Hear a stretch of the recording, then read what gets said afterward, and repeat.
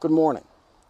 When we compare the economic strength of different countries, we tend to look first at GDP. Gross domestic product is the total market value of finished goods and services provided within a country's borders during a period of time. Already we can see that's complicated. For example, the output from a factory owned by Japan, but in the United States, would count toward US GDP because it's within US borders, but Toyota is the one earning the money.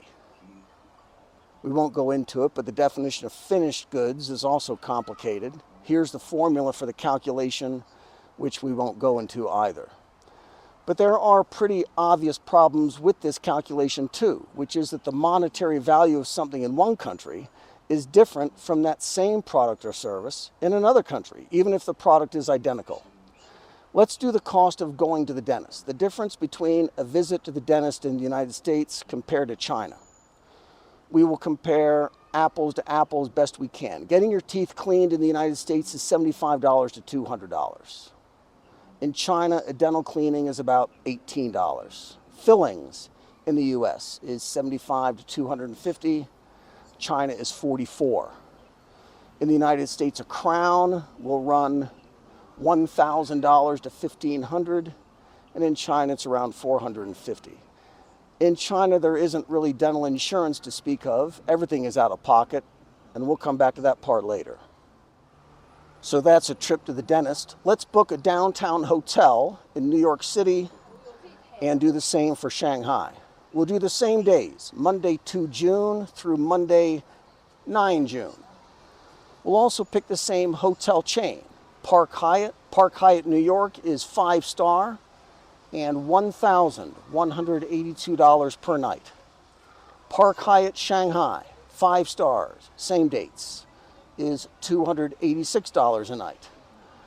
But a business traveler staying in New York City is somehow contributing more than 4 times the GDP of New York and of the United States than a business traveler to Shanghai, staying in an almost identical 5-star property.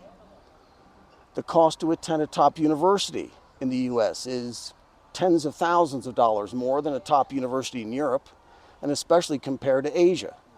But it all adds up to a higher GDP for the United States. Economists try to work through these deficiencies because measuring GDP in this way leads us to form conclusions that shouldn't be reached. Purchasing power parity is one solution to that problem, so analysts can make better apples-to-apples comparisons. And by comparing purchasing power parity GDP, the charts suddenly look very different. This is something we know intuitively. Somebody earning $100,000 a year in New York City is barely paying his bills. But someone earning $100,000 a year in a smaller town 100 miles away is probably doing fine because everything just costs less. That's how purchasing power parity works. It compares what similar things cost. There are 3 other major problems with GDP in the way we calculate it. The first problem is here, which involves imputations. Economists in the United States assign values based on estimates from market values for a lot of economic output that is not actually produced or traded. One of them is the imputed rental of owner-occupied housing. Here, economists take all the owner-occupied housing in the United States and estimate what the rent for all those properties would be. If you live in a home that you own and you were charging yourself a market rent, how much would you be paying yourself? And we include that number population-wide in US GDP. A second example is health insurance provided by employers. Again, if you had to buy it yourself on the open market, what would that be worth? Add up those and other imputations, and that adds up to about 14% of US GDP, about $4 trillion in 2023. In China and in most other countries, these imputations don't exist. If there are no actual cash flows to count, it doesn't get put into their GDP figures. The second point relates to how far our dollars actually go in the market compared to elsewhere. Construction spending is a major component of GDP, both in the United States and in China. $1.1 trillion in the US and $1.2 trillion in China. So it's about the same. But it's not really the same at all. China produced 1.3 billion tons of steel in 2022 compared to 97 million tons in the United States. China builds lots of high-speed rail, and the US famously doesn't build any. Tens of thousands of apartment buildings and bridges and highways and airports and ports. Almost all of them were built in the past 20 years, all paid for supposedly with the same notional dollar value that we spend in the US, where we did not do those things. The third problem is the comparison of our services sectors. China has 4 times the population of the United States, but has fewer than half as many attorneys. The United States has more than 5 times as many accountants, 15 times as many investment advisors. The American lobbying industry in the United States has no real equivalent anywhere in the whole world, let alone China. And all those jobs are highly paid in the United States. There are many more people working in those jobs and at far higher pay. That translates into more lawsuits, more insurance premiums, auditing work, crafting and enforcement of legislation that make all those lobbyist jobs worth the money they're paid, and so on. Whether or not all of this contribute anything meaningful is a good question, but they all count toward US GDP in a way that's unique to every other economy in the world. So what if we took all these services sectors out of the GDP calculation entirely and looked instead at productive GDP? How many actual products and tradable goods are being produced?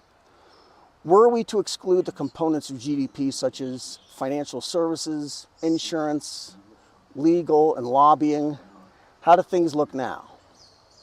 First, again, we have GDP calculated in the traditional way with all the imputations and dollar cost problems. Then this one is by purchasing power parity, which suddenly looks very different. But measuring productive GDP means that China's economy is 3 times the size of the United States. In fact, China's economy is bigger than the next 4 combined. The UK and France go away completely out of the top 10. Indonesia moves ahead of Japan. Turkey comes in at number 8, and Turkey didn't show up in the top 10 in either GDP or in purchasing power parity. Counting GDP this way, differently, by productivity, puts these other statistics into sharper focus. For years, China has led the world in patents. These are data from 2021. And in these fields where you see a big red piece of the pie, that's China.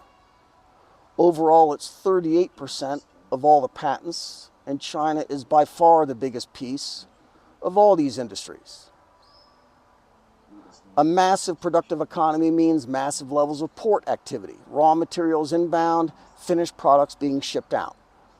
7 of the top 10 busiest ports in the world are China. Factories require lots of energy to run, and China consumes more electricity than the US, India, Russia, Japan, Brazil, and Canada combined. These are questions that economists are struggling with, and they're the same questions faced by anyone who's lived here a while and just looked around. Entire factory zones were built for the same notional dollar value as a single factory in the US or in Europe. China builds entire metro lines, subway systems, for about what we spend to build a new subway station.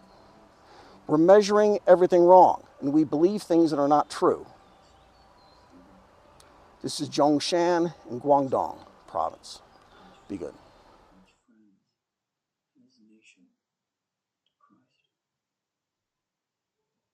Together we lift up the people of Asia.